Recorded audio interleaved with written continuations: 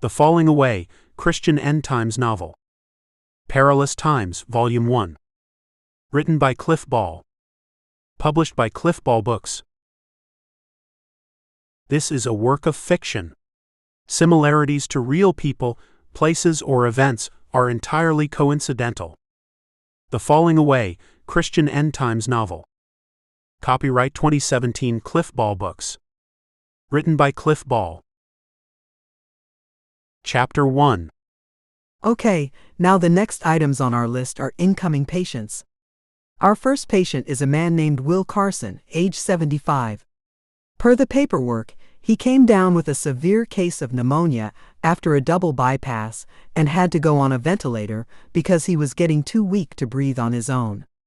The small-town hospital who had him previously thinks he doesn't have much longer to live, so they sent him to our ICU. As with other cases like these, we'll make him as comfortable as we can, but we'll not go above and beyond. Are we in agreement, Dr. Kirkland? Asked Gina Dodd, the government overseer for this hospital. Dr. Neal Kirkland spent another moment wishing he had retired when the federal government took over the healthcare system over a decade ago, but he liked the money he made and didn't want to give it up. He continued to wonder if other government overseers at other hospitals were as cold and black-hearted as Dodd was towards dying patients. When she was lit a certain way, she sort of reminded him of the Wicked Witch in the old Disney cartoon, Snow White. Kirkland thought that for a 45-year-old, she looked decades older than she was, and looked used up, probably from all the nicotine and alcohol she'd consumed over the years.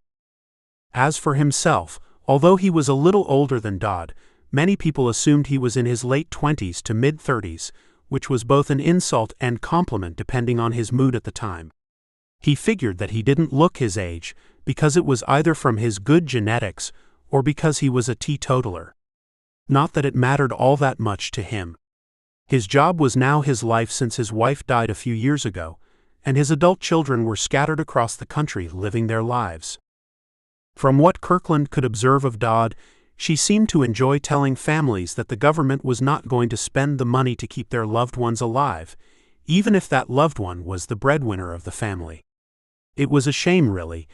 Decades ago a person could survive a quadruple bypass and be none the worse for wear, but now they'd be lucky to get through the surgery. Dr. Kirkland, can you get your head out of the clouds and care to join me and the rest of your staff in this important discussion that we have every single day? Kirkland looked at the obviously irritated Dodd, who was tapping her fingers on the table. He replied, "Sorry, my mind wandered." We'll definitely make Mr. Carson as comfortable as we can. I do have a question, if I may?" Scowling, Dodd asked. What is it? I know a man his age rarely ever survives the kind of pneumonia he has, but what if Mr. Carson pulls through? We'd have to get him a bed in the recovery wing. So, does he have the kind of insurance that'll allow him to stay? Well, if the impossible happens, Mr. Carson is a retired government employee, meaning he has the best insurance in the land. So we'll drain his medical account dry until we're required to release him. Simple as that. I see.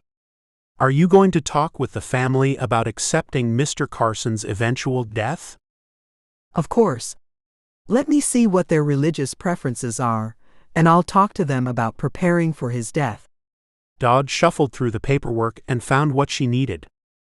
Here it is.